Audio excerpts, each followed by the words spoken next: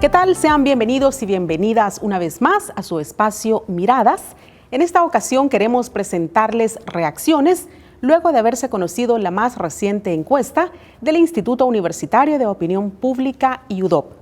Tenemos como invitados especiales al maestro Omar Serrano, vicerrector de Proyección Social de la UCA, y también a la maestra Laura Andrade, directora del Instituto Universitario de Opinión Pública de la UCA. A los dos les damos la más cordial bienvenida. Muchas gracias, Herminia, y un saludo a todos los que nos sintonizan en este programa. Muchas gracias, Herminia. Hola, Laura. Gracias a todos los que nos ven a través de Miradas. Para iniciar, queremos conocer, maestra Andrade, tener un poco el antecedente de la ficha técnica, ¿verdad? ¿Cuál es ese universo con el cual se trabaja para esta encuesta? Por supuesto. Bueno, es de recordar que este es el tradicional estudio de opinión que recoge las opiniones de la ciudadanía al cierre de cada año. En esta oportunidad tuvimos una muestra de 1.266 encuestas válidas que fueron realizadas de forma presencial con visita directa al hogar de los entrevistados, con una cobertura a nivel nacional en los 14 departamentos. El tipo de muestreo fue polietápico, es decir, por cuotas de sexo, edad y área urbana y rural. En esta oportunidad el margen de error es de más o menos 2.76% y un 95% de nivel de confianza. Muchas gracias, maestro Serrano. En esta encuesta se indagó sobre diversos temas de la realidad nacional, entre estos el tema económico, migración, seguridad, entre otros. En comparación con la encuesta del año 2019, ¿qué nos dicen los datos ahora? Bueno, una de las cosas que revela la gente a través de esta encuesta es que percibe que el país no está bien. Estamos, digamos, peor que el año precedente, 2019, y digámoslo en otras palabras, hay menos optimismo para el año 2021, ¿verdad? También eso refleja que la gente está consciente que el país no está bien. A nivel económico hay una mayor preocupación de la gente. Si uno pregunta a la gente cuál es el principal problema, las variables económicas son las que ocupan el primer lugar. En segundo lugar, lo que tiene que ver con la relación entre el Ejecutivo y el Legislativo, corrupción, mal manejo de la pandemia. Y en tercer lugar, que también es digno de resaltarlo, todo lo que tiene que ver con la problemática de delincuencia e inseguridad. Pero la gente, sobre todo, creo yo, que revela que el país no está bien, estamos peor que antes, que por lo menos que en el año 2019. Eso se refleja, como ya dije, en cómo ven el país, se refleja en la situación económica familiar también, que lo vamos a ver más adelante, pero hay como un toque de realidad, un sentido de realidad que la gente dice, bueno, después del año 2020, que yo creo que mucha gente no queremos recordar mucho lo que vivimos, pero hay que recordarlo para aprender de él. La gente dice, estamos mal en este 2020, lo ha evaluado mal en general con respecto al año 2019. Digamos que hay menos optimismo en la gente de cara al futuro también. Pero a pesar de esta percepción de la ciudadanía, la evaluación que hacen del trabajo del gobierno sigue siendo buena. Maestra Andrade, ¿a qué se puede atribuir estos datos y si nos puede decir los porcentajes con los que se ha evaluado al gobierno? Bueno, sin duda, como lo mencionaba el licenciado Omar, el Ejecutivo y algunas de las instituciones que lo conforman, especialmente la Fuerza Armada, la Policía, son los que han capitalizado básicamente las opiniones favorables y la evaluación favorable de la población salvadoreña al cierre del 2020. En concreto, más de la mitad de la población sostiene que en el caso del presidente de la República tienen mucha confianza, y en cuanto a su evaluación durante el año, en esta oportunidad recibe un 8.37, que es superior a la que registró en el año 2019.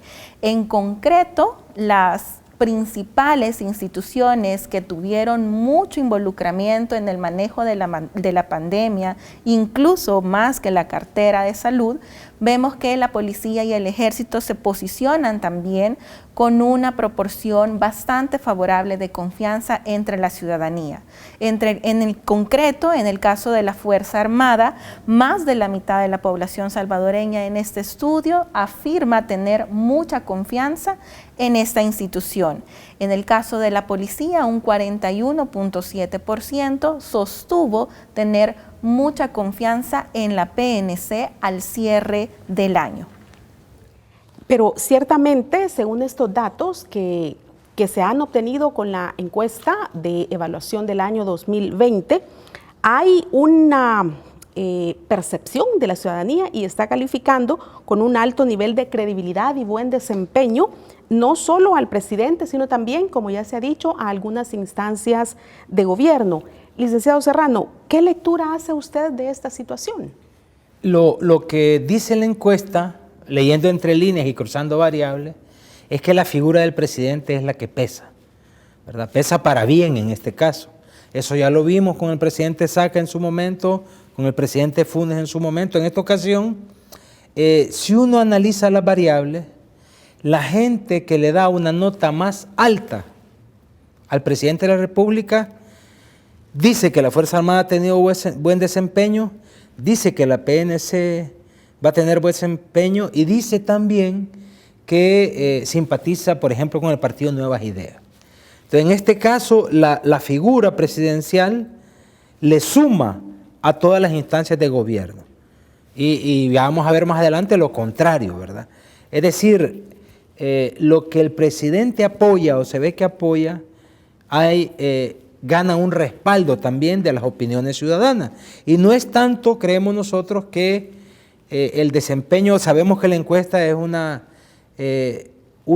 recoge percepciones, opiniones, es decir, es algo subjetivo. Entonces, si yo apoyo al presidente, voy a decir que esta instancia está haciendo bien, ¿verdad? Si a mí el presidente me gusta, voy a decir que estos están haciendo bien. Aunque eso no necesariamente lo esté haciendo bien. Aunque objetivamente uno no vea eso, pero lo que está diciendo la encuesta es que la figura del presidente suma a las instancias de gobierno, que aún así no salen también avaladas como el presidente. Por ejemplo, esto es una conclusión general, pero si uno escarba un poquito más en los resultados, se da cuenta que hay 20 de cada 100 personas que cree que también hay corrupción, alguna o mucha en la figura presidencial. Hay más de 30% de la población, eso ya salió en encuestas anteriores, que cree que en el gobierno hay alguna o mucha corrupción. Es decir, tenemos año y medio de un gobierno que el 30% de la población ya percibe indicios de corrupción. Pero a nivel general, como decía Laura, la valoración es bastante positiva.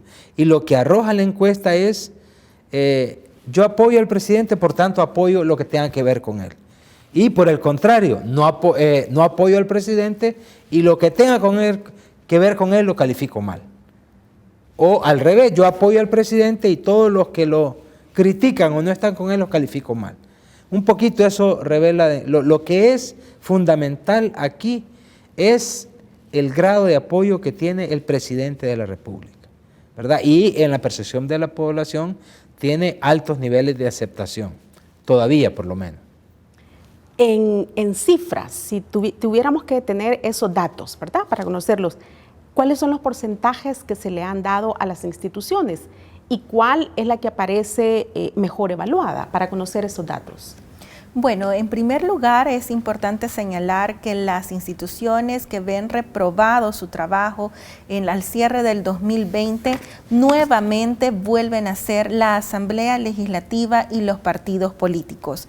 En esta oportunidad, por ejemplo, los diputados que conforman la Asamblea Legislativa han sido evaluados al cierre del 2020 con un 2.92 de nota en una escala de 0 a 10. En el caso de los institutos políticos, los partidos en general con un 3.7, lo cual vemos que dentro de todas las instituciones analizadas en la encuesta, nuevamente vuelven a posicionarse en las últimas posiciones, al igual que en el año 2019. En el caso de las instituciones mejor evaluadas son la Fuerza Armada con un 7.61, el Gobierno Central con un 7.74 y la Policía con un 7.37. Vemos como el resultado de un año muy convulso y el resultado también de una importante campaña para mejorar la imagen de estas instituciones, especialmente en el caso de la policía, que ha logrado posicionarse muchísimo mejor entre la ciudadanía salvadoreña al cierre del 2020, han favorecido ciertamente la evaluación que registran en esta oportunidad en esta encuesta. Otro elemento importante a resaltar es que continúa siendo preocupante el hecho de que las instituciones de contrapeso que conforman el aparato estatal salvadoreño continúan con unos bajos niveles de aprobación de parte de la población salvadoreña. Y esto obviamente significa que hay una necesidad imperante de que la Corte Suprema de Justicia, la Fiscalía General de la República, la Procuraduría General de la República y la Procuraduría de Derechos Humanos tengan una transformación importante para que la población salvadoreña pueda puntearles mejor. En estos casos que he mencionado, todos registran una calificación por debajo del 6. Usted mencionaba, licenciado Serrano, que la figura del presidente pesa, ¿verdad? En esta encuesta. Suma, digamos. Suma, ¿verdad? A esa percepción positiva sí. que se tiene. Cuando hacen ustedes análisis ya detenido de estos resultados, por ejemplo, ¿cómo se evalúa muy bien a la Fuerza Armada, a la Policía Nacional Civil y no digamos al Ministerio de Salud, que en un año caracterizado, 2020 por pandemia, fue el que estuvo o se hubiese pensado que tuviera una calificación diferente? ¿Qué lectura tienen ustedes de esta variable? Este sumar del presidente, primero, no es nuevo, ¿verdad? Sin este candidato probablemente Nuevas Ideas no tendría el éxito que tiene, ni Gana hubiera, ¿verdad? Pero esto ya pasó. Entonces, ¿qué es lo que dice esto? Hay una figura que es la del presidente que catapulta a las demás. Sin esa figura, si llega a debilitarse la credibilidad o a debilitarse la confianza que le tiene la gente, se van a debilitar las demás. Esa es una conclusión. Y esto se traduce, por ejemplo, lo que decía Laura, ¿verdad? También cuando preguntamos en quién tiene mucha confianza usted de las instituciones, solo hay dos que tienen arriba del 50% de mucha confianza de la población. El presidente con 66.7% y la Fuerza Armada con 50.6%. De ahí, arriba de 40% de mucha confianza está la PNC y el Gobierno Central, con 48%. Las demás, incluso instituciones del Estado, están abajo del 40%. También está con 30 y algo la Iglesia Evangélica, que tiene credibilidad, la Iglesia Católica también. Por el contrario, ¿quiénes están a la base de la desconfianza? Los actores que históricamente han salido a la base son los partidos políticos y la Asamblea Legislativa, que están vinculados. Pero a la pregunta que usted dice, ¿qué es lo que pasa? Por ejemplo, ¿por qué el Ministerio de Salud no sale tan bien evaluado como... Porque los apoyos principales del presidente han sido la Fuerza Armada y la Policía, ¿verdad? Se les ha aumentado presupuesto también, ha habido una campaña, acuérdense estos spots que duraban una eternidad, pagados por la Fuerza Armada para promover una nueva Fuerza Armada, ¿verdad? Lo que también es cuestionable, pero eso es tema de otro programa. Ha invertido mucho en propaganda, en la policía, en el ejército, que son como los pilares en donde se ha sentado. Acuérdense que el presidente declaró héroes a la Fuerza Armada y a la policía el 15 de septiembre del año 2019, cuando conmemorando la independencia nacional, que en la independencia, si usted ha estudiado un poquito de historia, lo que nos están viendo, saben que no intervino, no hubo necesidad de fuerza, no hubo ejército. El ejército se fundó hasta años después, en 1824. Pero el gobierno declaró héroes tanto a la Fuerza Armada como a la policía, y son los dos pilares sobre los que se asienta. No hay gobierno que sea populista o que tenga pretensiones de seguir hasta no sé cuándo que no se asiente en el poder de las armas, y en este caso del ejército y de la Fuerza Armada. Entonces, a mí no me parece extraño que salgan bien evaluados con el dinero que le han metido, con la propaganda. El presidente, como para él todo es nuevo, ¿verdad? Y todo es lo mejor de la historia, ha dicho que este ministro de Defensa es el mejor de la historia del país. También su esposa es la mejor primera dama, también él es el mejor presidente de la historia, y todo lo que está alrededor es lo mejor de la historia. También eso decía Donald Trump. Pero acuérdense cuando llegó Donald Trump, que dijo que era el mejor presidente de la historia de Estados Unidos, que con él empezaba una nueva historia, ¿verdad? Eso dijo Donald Trump, ¿verdad? Le hizo 3 o 4 reformas al Tratado de Libre Comercio con México y dijo que era el mejor Tratado de Libre Comercio de la historia, ¿verdad? Lo mismo dijo Hugo Chávez en Venezuela, que con él empezaba, que la historia de Venezuela y de América Latina se interrumpió con Bolívar y que se reanudaba con Hugo Chávez. Entonces, este tipo de pretensiones son comunes a otros personajes que tienen intenciones como las que tiene el presidente de la República. Entonces, ¿qué es lo que nos dice la encuesta?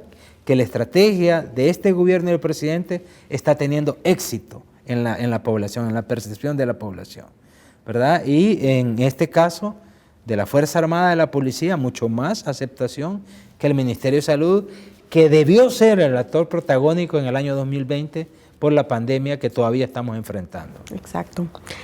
Maestra Andrade, cuando se aborda a la población en cuanto a la percepción de la democracia y el cumplimiento a las leyes en el país, ¿qué nos dicen los resultados obtenidos? Esta es una batería que hemos incorporado justamente porque en el año 2020 vimos una seria dificultad de parte de todas las instancias públicas para apegarse al respeto de la ley, ¿verdad? Incluso vemos que podría llegar a ser la peor herencia del 2020 en términos del funcionamiento estatal y de los funcionarios en concreto.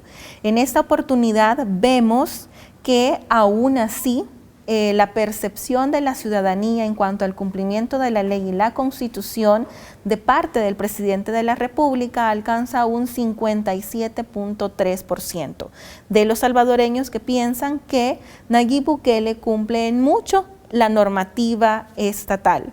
En el caso de la Fuerza Armada y de la Policía, vemos como 4 de cada 10 salvadoreños afirma que estas instancias públicas cumplen en mucho la ley y la Constitución. Algo también relevante, es muy alarmante que en el caso de la Corte Suprema de Justicia, que por Constitución tiene la atribución de administrar justicia, solo 1 de cada 10 salvadoreños opine que cumple en mucho la ley y la Constitución de la República. Esto también es un llamado de atención nuevamente para estas instancias en términos de mejorar, el momento oportuno en el que se realiza su labor de administrar justicia, y otro elemento fundamental está relacionado con el funcionamiento en sí del sistema de justicia salvadoreño, que ya tenemos muchísima data y muchísimos años de insistir en la necesidad de una transformación integral que permita que el salvadoreño común que es víctima de un hecho delincuencial, que necesita algún tipo de asistencia legal, reciba esa respuesta de manera efectiva y, por lo tanto, ¿verdad?, estos números mejoren para la Corte Suprema de Justicia. ¿Y qué tenemos en cuanto a la percepción de la población al tema puntual de la seguridad? ¿Qué nos dice al cierre del 2020?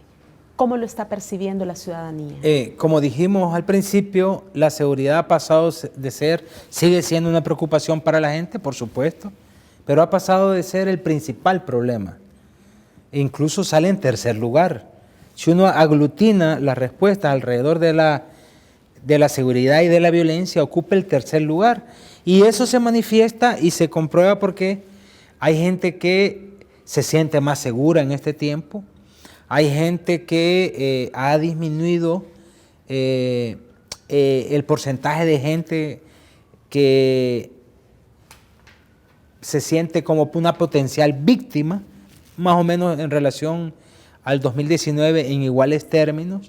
También se refleja en que para la gente cree que la delincuencia ha bajado y cree que la inseguridad ha bajado, ¿verdad? Entonces, sigue siendo un problema, pero para la gente está disminuyendo. Quiero decir que esto se enmarca en el mismo esquema anterior. Si yo apoyo a la figura del presidente, lo que él implementa me parece bien, aunque ya hay cuestionamiento. Por ejemplo, si uno pregunta por el plan territorial, la gente le dice, sí ha dado buenos resultados. Hay gente que ya está haciendo crítica. Si uno pregunta, ¿usted cree que la delincuencia, que la policía ha logrado controlar la delincuencia? Un buen porcentaje le dice que sí, pero van en la misma tónica de apoyo al gobierno. Quizá más adelante podemos hablar de qué tiene que ver esto con la percepción de democracia que hay en la gente que acaba de hablar ahorita. Maestra Andrade, respecto al tema de la seguridad, ¿cuáles son los datos que se obtuvieron al hacer esta evaluación? Bueno, quizás uno de los hallazgos más importantes que se destacan de este estudio de opinión es que definitivamente la evaluación de la seguridad entre la población salvadoreña al cierre del 2020 es bastante favorable.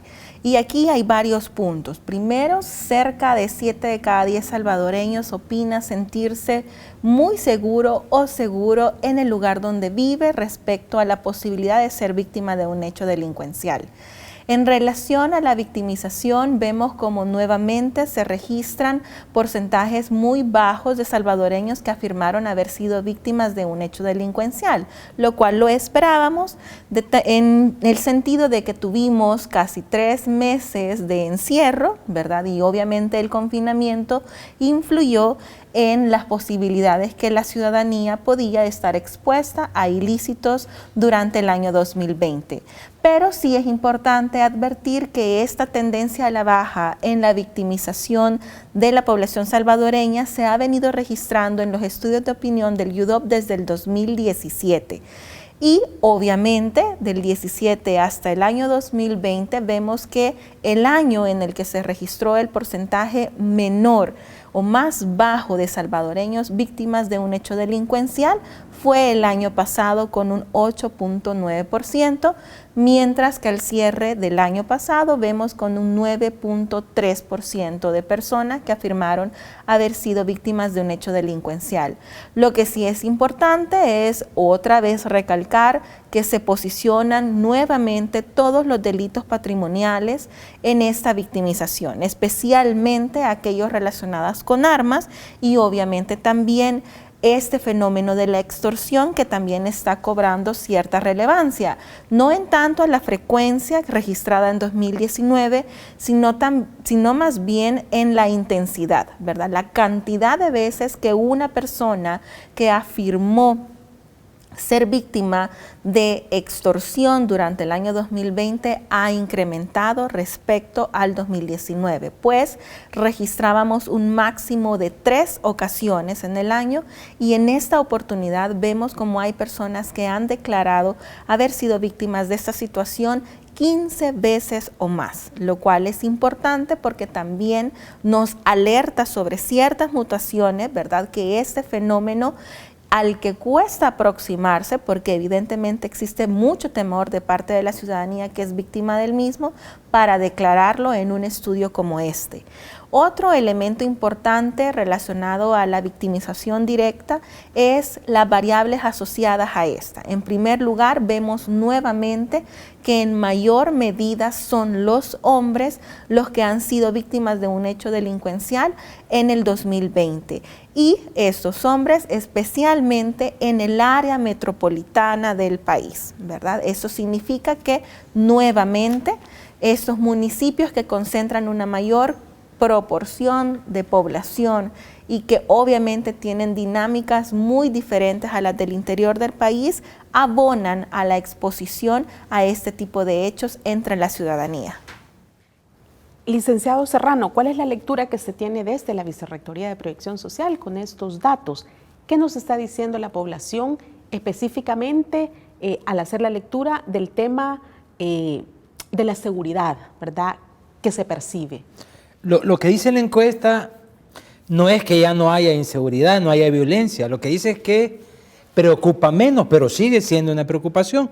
Los datos que da Laura confirman que el accionar delincuencial sigue en las comunidades, la presencia de los grupos delincuenciales sigue en las comunidades. La gente estaba y sigue estando en alguna medida harta de esto que dice Laura, de la delincuencia, de la inseguridad, de no sentirse seguros en su colonia. Hoy ha aumentado el porcentaje de gente que se siente más segura, pero la gente estaba cansada y lo que clamaba la gente es ponerle alto a esto, ¿verdad? Hay que decir que esta sensación de mayor tranquilidad ya se vivió en el 2011. ¿Se acuerdan? 2011, desde marzo de 2011, los homicidios bajaron de tener 15, 16 diarios a 5 o 6 diarios. Esta vez también han bajado en la misma proporción. Ahora hay que preguntarse a qué se debe esta disminución. Si es a las políticas gubernamentales, que en concreto hay una, el Plan Control Territorial, o es a otro tipo de causas. La gente está harta de que le roben el fruto de su trabajo, de estar en zozobra en su propia comunidad. Y por eso la gente exigía en nuestras encuestas también políticas de mano dura, que un presidente llegara con fuerza, y creo que esta ansia la gente percibe que el presidente actual la está llenando, ¿verdad? Cosa muy distinta, me parece a mí, lo podemos tocar en otro punto, que la gente no esté de acuerdo con la democracia. Porque en las preguntas que hizo la encuesta acerca de la democracia, la gente sigue decantándose por un régimen democrático, ¿verdad? Hay una batería de preguntas, como decía Laura, que se hicieron, por ejemplo, ¿verdad? Usted le pregunta a la gente, ¿cree que la democracia es la mejor forma de gobierno a pesar de todos los defectos? 9 de cada 10 le dicen que sí. Opina que las opiniones de los demás, de las minorías, son tan importantes como la de la mayoría. 9 de cada 10 le dice que sí. El gobierno y las instituciones son los que deben solucionar los problemas del país. 93 de cada 100 le dicen que sí. Eso es la democracia, ¿verdad? La satisfacción de las necesidades humanas, es decir, comida, educación, salud, vestido, techo, deben estar a cargo del gobierno. 95 es el porcentaje más alto, le dice que sí. Entonces la gente no es que no esté de acuerdo con la democracia. Lo que la gente ha pedido es más firmeza, que las leyes se cumplan, que se combata la delincuencia. Eso es lo que ha pedido la gente. Y la percepción de la gente cree que este gobierno lo está haciendo. Todavía preocupa. Porque ya lo dijo Laura, todos los indicadores, el crimen organizado sigue presente en las comunidades, pero la gente percibe que se va caminando en eso, ¿verdad? Muy distintas son las razones por las que se está percibiendo esto. Eso ya es tema aparte, pero ¿por qué? ¿Es producto de las políticas del gobierno o es producto de arreglos que no conocemos? Que también se puede sospechar de eso. Ahora, ¿estaríamos entendiendo realmente el significado de la democracia? Yo también preguntaría si la gente entiende el significado de una dictadura, ¿verdad? La gente entiende lo que perdería, digamos, en un régimen no democrático, si se da cuenta. Hay una frase que dice una señora que a mí me gusta repetir a veces. Me dice, no hay que poner los huevos en un solo canasto, porque si un animal llega se va a comer todos los huevos, mejor repartirlos, ¿verdad?, en diferentes lugares. La gente entiende realmente lo que es dar todo el poder a una persona, qué consecuencias podría traer. Dicen que nadie valora lo que tiene hasta que lo pierde, ¿verdad? Aunque sea con defectos, imperfectos, a lo mejor mucha gente puede valorar lo poco que se ha avanzado en el camino democrático hasta que no lo tengamos. Ya conocíamos algunos datos sobre la percepción de la gente en cuanto a la democracia. ¿Pudiera darnos más detalles de esos porcentajes a la pregunta, ¿verdad?, de si ciertamente se vive en democracia, el respeto, ya usted decía algo, a las leyes? ¿Qué nos dice la encuesta? Bueno, en primer lugar, en realidad, como lo mencionaba el licenciado Omar, 9 de cada 10 salvadoreños está de acuerdo que el régimen democrático es la mejor forma de gobierno, aun y cuando sabemos que hay distintas dificultades, ¿verdad? Y muchísimos grises en esta forma de funcionar y administrar un Estado. Otro elemento importante está relacionado con, obviamente, la satisfacción de las necesidades de la población. Aquí también 9 de cada 10 está convencido de que esta es una obligación del gobierno para subsanar distintas necesidades muy concretas, ¿verdad?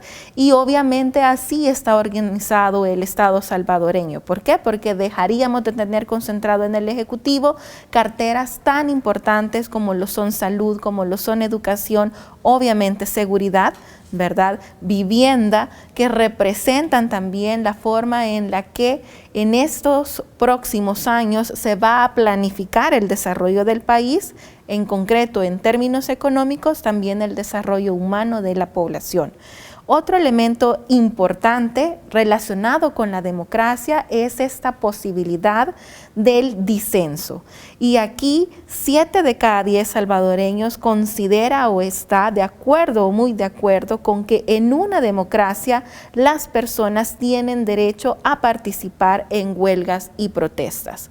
Esto es fundamental porque también reafirma el derecho de la libertad de expresión y la libertad de manifestarse ante posibles decisiones que atropellen sus intereses.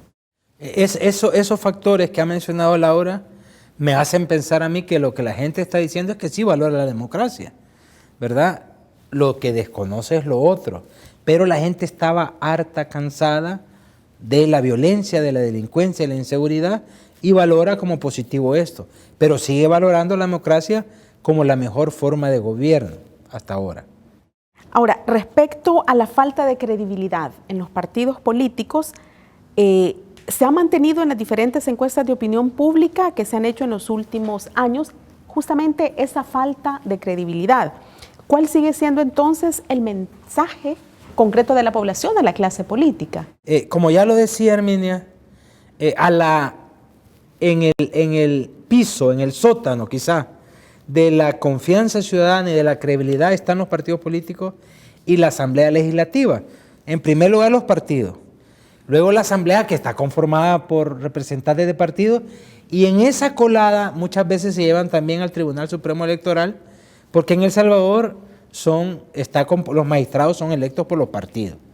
Entonces no es nuevo que estén en el sótano de la confianza ciudadana. Eso es, yo diría, histórico, ¿verdad? Los partidos y la Asamblea siempre han estado a la base. ¿Qué es lo que refleja esto? Lo que refleja, a nuestro modo de ver, es una crisis de los partidos políticos tradicionales.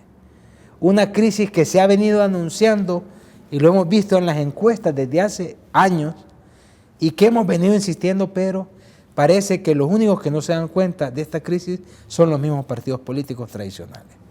Hay una crisis de credibilidad. Es hora de replantearse realmente el papel, la función de los partidos políticos, de manera que la población vea en los partidos una entidad honesta, responsable, una plataforma de mediación entre los intereses y las necesidades de la población y el Estado, que según la ciencia política eso es un partido. El partido es el intermediario entre la población y el Estado, es el que canaliza las necesidades y los intereses de la gente. Eso ha dejado de ser los partidos tradicionales, ¿verdad? Con el agravante, diría un buen amigo mío, que la instancia política que va a la cabeza ahorita no es un partido. Algunos le llaman movimiento social, otros le llaman estado de ánimo. Yo creo que es una moda ser del partido que está a la vanguardia en este momento, aunque en el sentido estricto, legalmente es un partido porque está inscrito, pero en el sentido estricto de instituto político no lo es. Entonces hay una crisis de los partidos políticos que debe replantearse para que recuperen la credibilidad. Lamentablemente, como ya dije, Hubo un mensaje en el 2018 fuerte. Arena salió envalentonado porque el que salió más trasquilado fue el FMLN, pero Arena dijo, ¿cuántos diputados ganaron? 30 y tantos. No entendieron el mensaje de la gente. 2019, ya con otro personaje en contienda, salieron trasquilados los dos partidos tradicionales que se han turnado en el poder. Parece que las dirigencias no han entendido este momento de crisis y le han facilitado al actual presidente y a su instituto político que esté donde esté, ¿verdad? Yo creo que es el gran mensaje de la ciudadanía al valorar la democracia, las instituciones, es que hay una crisis de los partidos políticos tradicionales que deben replantearse o desaparecen. Están en mínimos históricos ya en la preferencia ciudadana, ¿verdad? Entonces, o desaparecen o cambian realmente. Laura, y luego regreso con usted porque quiero ampliar el tema de la crisis de partidos políticos. Licenciada. Gracias. Bueno, creo que abonando al comentario realizado por el licenciado Omar, es importante señalar que el YUDOP ya ha venido registrando la agudización de la desafección política de la población salvadoreña, entendida justamente como eso, como la desconexión entre el trabajo que están realizando los partidos políticos y los intereses de la población en concreto. Vemos que en esta oportunidad 7 de cada 10 salvadoreños no simpatizan con ningún partido político, aun y cuando, ¿verdad?, vemos cómo la evidencia nos muestra que hay preferencias mayoritarias hacia uno. Pero también retomando los resultados del estudio preelectoral que se presentaron a finales de 2020, veíamos que la justificación del apoyo que se percibe hacia esta nueva institución política son demasiado endebles, ¿verdad? Porque están todas fundamentadas en ese anhelo de cambio que la ciudadanía salvadoreña también expresó en su momento, por ejemplo, con Mauricio Funes, ¿verdad? Y ha sido uno de los presidentes en los que hemos tenido resultados más caóticos en términos de corrupción, obviamente, y también en términos de la imposibilidad de progreso para este país. Y creo que alineando las opiniones de la ciudadanía respecto de la democracia y la evaluación que han hecho de los partidos políticos, vemos que muy probablemente no estén en desacuerdo con el sistema, sino con los resultados que estas instancias elegidas democráticamente le han dado a los salvadoreños en estos años de posguerra. Regresando al tema de la crisis de los partidos políticos, de manera breve, tenemos un par de minutos. Usted hablaba de esta crisis que se ha venido registrando ya en diferentes estudios. ¿Esta crisis aplicaría también para la nueva institución política que tenemos o hay alguna novedad? ¿Están haciendo algo diferente este nuevo instituto político? Yo diría que es muy prematuro para dar un juicio tajante sobre el nuevo instituto político, si se le puede llamar así, porque realmente no se sabe qué es, ¿verdad? Se habló de que iba a ser algo distinto, una cosa horizontal, donde no había jefes, incluso quisieron cambiar los nombres, no a presidente ni a secretario general, sino a comisionado o delegado, no recuerdo los nombres que utilizaron, pero en la práctica estamos viendo que es un partido más verticalista o tan verticalista como los otros, ¿verdad? Donde un familiar del presidente es el jefe del partido, donde se han impuesto candidaturas, se han quitado otras. Entonces, realmente yo no podría definir de qué se trata. En El Salvador tenemos un sistema representativo. Hace poco le oí, valga el comentario, a un candidato a diputado decir que la democracia representativa se oponía a la participativa. Yo creo que no, que son complementarios. Aquí hace falta participación, pero bueno, tenemos una democracia representativa donde los partidos son mediadores entre la población y el Estado. Es decir, yo elijo a un diputado que representa mis intereses, ¿verdad? ¿Qué es lo que ha pasado con los partidos tradicionales? Que la gente los elige, pero no sienten que sus intereses son representados, ¿verdad? Eso es lo que ha pasado. Entonces la gente sigue con malos salarios, sigue padeciendo la violencia, sigue el desempleo. Entonces es realmente una situación que debe llevar a reflexionar a los partidos políticos tradicionales, pero yo creo que a todos los partidos, incluyendo al que se dice partido del señor presidente de la República. Tenemos un minuto y quisiera que me dijera de manera muy rápida, ya de cara al próximo evento electoral, qué nos dicen estos primeros datos, sobre todo en lo que se refiere a la preferencia de partidos políticos. La licenciada daba algunos datos, pero ¿qué resultados tenemos así muy rápido? Esta encuesta evalúa la situación del país, evaluación de año. No es una encuesta especializada en preferencias. Sin embargo, siempre preguntamos cuál es el partido político de su preferencia, por ejemplo. Y lo llamativo es lo que decía Laura, que 71.2%, si no me equivoco, dice que no tiene partido de preferencia. Eso no se traduce en las intenciones de voto. Pero es llamativo que la gente no se identifique con los partidos políticos y ya estando en contienda el partido que lleva la vanguardia, ¿verdad? Eso es sintomático.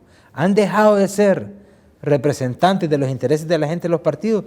Eso es lo que está en el tintero, me parece a mí, y es por lo que hay que trabajar. Bueno, y no me resta más que agradecerles por haber participado en este espacio y haber indagado más sobre los resultados de esta encuesta. Amigos y amigas, gracias por haber estado en nuestra sintonía y queremos invitarles también para el próximo lunes 25 de enero, cuando se estarán presentando resultados sobre las preferencias partidarias para la alcaldía de San Salvador. El Instituto Universitario de Opinión Pública hará esta presentación. Siga en sintonía de su programa Miradas.